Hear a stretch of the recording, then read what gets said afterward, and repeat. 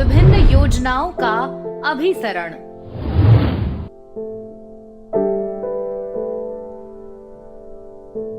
जम्मू कश्मीर सरकार और राज्य सरकारें गरीबी उन्मूलन के लिए कई तरह के कार्यक्रम व योजनाएं लागू कर रही हैं।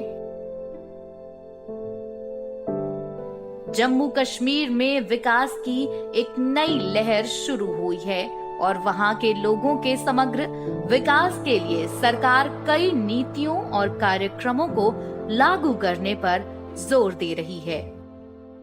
मैं एक सोशल वर्कर हूं और दुकानदारी का काम करता हूं।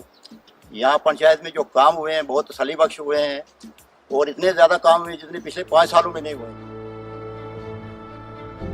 संविधान के अनुच्छेद 443 जी का प्रयोजन आर्थिक विकास और सामाजिक न्याय के लिए स्थानीय नियोजन और योजनाओं के कार्यान्वयन के लिए 11वीं अनुसूची में सूचीबद्ध सभी 29 विषयों के संबंध में राज्य सरकारों को शक्ति और अधिकार हस्तांतरित करने के लिए ग्राम पंचायतों को सशक्त बनाना है। जम्मू कश्मीर में स्थानीय निकाय ग्रामीण भारत के रूपांतरण के लिए राष्ट्रीय महत्व के विषयों पर प्रमुख योजनाओं के प्रभावी कार्यान्वयन में उल्लेखनीय भूमिका निभा रही है। योजना संसाधन अभिसरण का उद्देश्य। जम्मू कश्मीर में योजना संसाधन अभिसरण का उद्देश्य सबसे करीब समुदायों की जरूरतों को पूरा करने में सरकार, गैर सरकारी संगठनों, निजी क्षेत्र और लाभार्थियों के बीच तालमेल स्थापित करना है। योजनाओं को आगे बढ़ाने में पंचायतों का योगदान।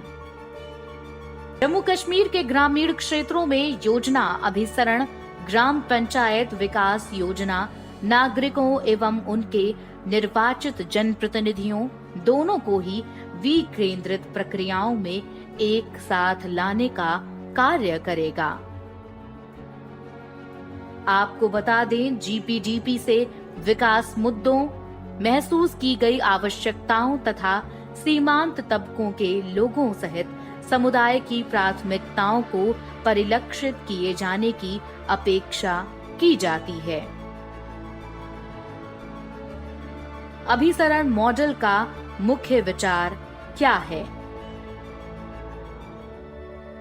अभिसरण मॉडल संचार को एक प्रक्रिया के रूप में क्रियान्वयन पर जोर देता है। प्रेषक और रिसीवर आपसी समझ के लक्ष्य की ओर व्याख्या और प्रतिक्रिया में संलग्न हैं।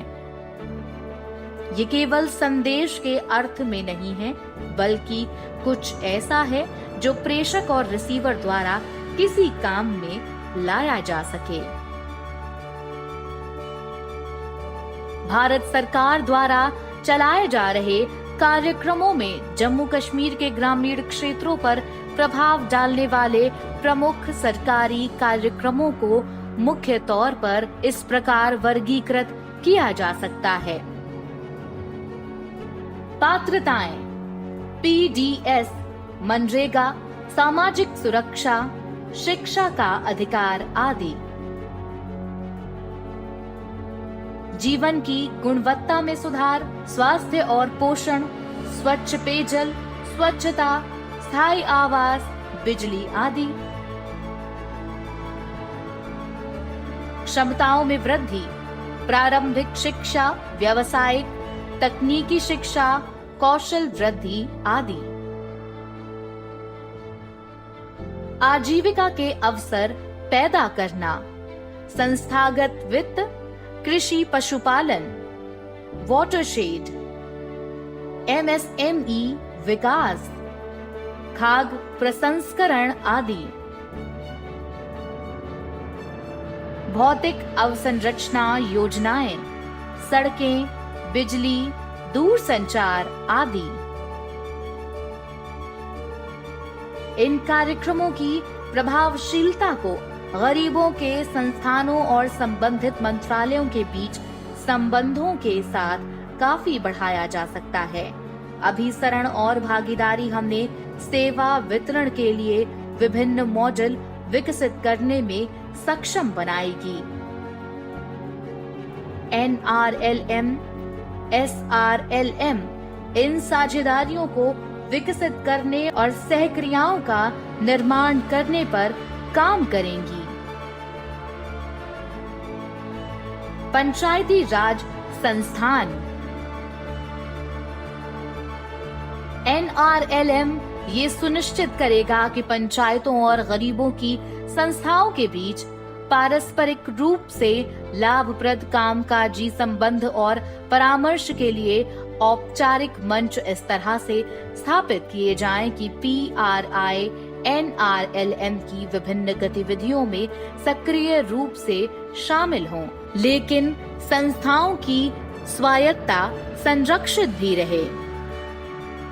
कन्वर्जेंस स्कीम के तहत कार्यों के लिए कृषि विभाग, सार्वजनिक निर्माण विभाग, उद्यानिकी विभाग, वन विभाग से भी प्रस्ताव मांगे जाते हैं। पंचायत समितियों के कार्य स्वीकृत कर उनके क्रियान्वयन की प्रक्रिया शुरू की जाती है। विभागों की ओर बजट जारी होने के बाद विभागों के शेष कार्य स्वीकृत किए जाते हैं। कन्वर्जेंस से लाभ केंद्र सरकार की महात्मा गांधी नरेगा योजना के साथ जोड़कर पंचायत राज के 13वें वित्त आयोग तथा राज्य वित्त आयोग के बजट से विकास कार्य करवाना तथा NRLM द्वारा कृषि एवं गैर कृषि क्षेत्रों में महिलाओं के नेतृत्व एवं प्रबंधन वाले उपक्रमों को समर्थन दिया जा रहा है। मिशन के तहत 169 उत्पादक उपक्रमों को समर्थन दिया गया है, जिसके द्वारा 2.78 लाख महिलाओं को लाभ मिल रहा है। पंचायतें कर रही प्रयास, राष्ट्र का होगा विकास।